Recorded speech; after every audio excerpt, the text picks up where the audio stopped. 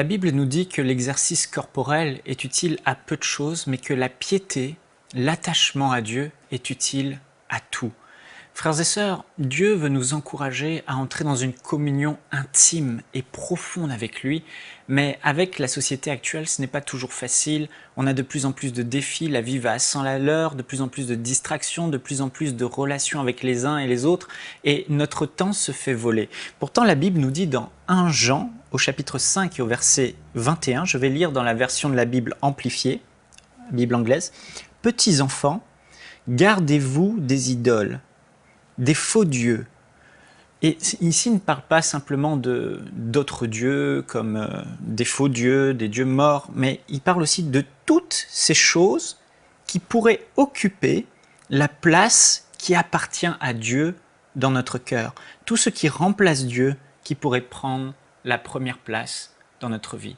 Et aujourd'hui, j'aimerais vous poser cette question. Quelle est votre communion pendant la journée, votre relation intime avec votre Père Céleste, avec votre Dieu, avec votre Créateur? Et comment est-ce que dans la journée, vous vous souvenez des moments d'intimité que vous avez eus avec Dieu?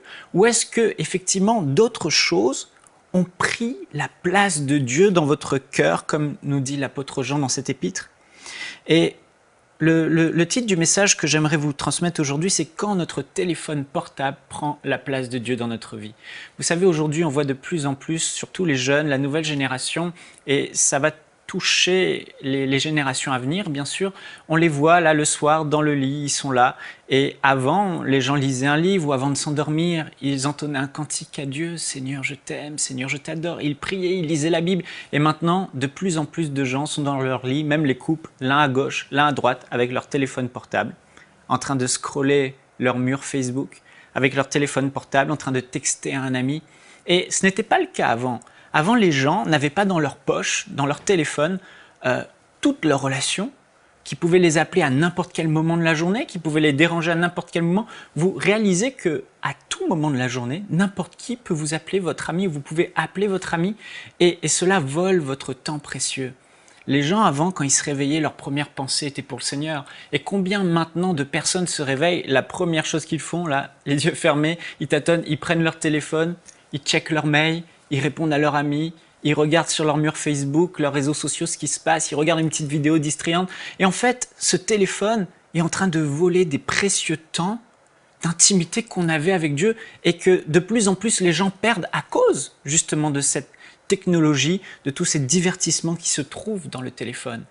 Les gens, au lieu de se réveiller le matin et de chanter des louanges à Dieu, de saluer Dieu, d'inviter le Saint-Esprit dans leur journée, maintenant, regardent leur téléphone sous prétexte que dans le téléphone les aide à se réveiller.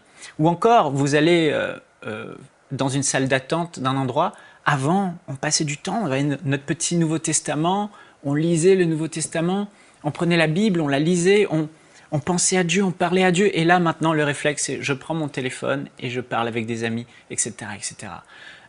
On va au drive, ou au service au volant, au McDo, et pendant qu'on attend notre commande, avant le réflexe c'était de parler à Dieu, et maintenant le réflexe c'est le téléphone. Le téléphone prend de plus en plus de place. Et frères et sœurs, j'aimerais vous encourager aujourd'hui à remettre votre communion avec Dieu en priorité et de mettre de côté ce téléphone qui prend tellement de place dans nos vies aujourd'hui. Et aujourd'hui, plus que jamais, nous avons besoin d'appliquer ce que la Bible appelle le jeûne. Non pas le jeûne de nourriture, mais le jeûne de ce téléphone. Le jeûne est de le mettre de côté.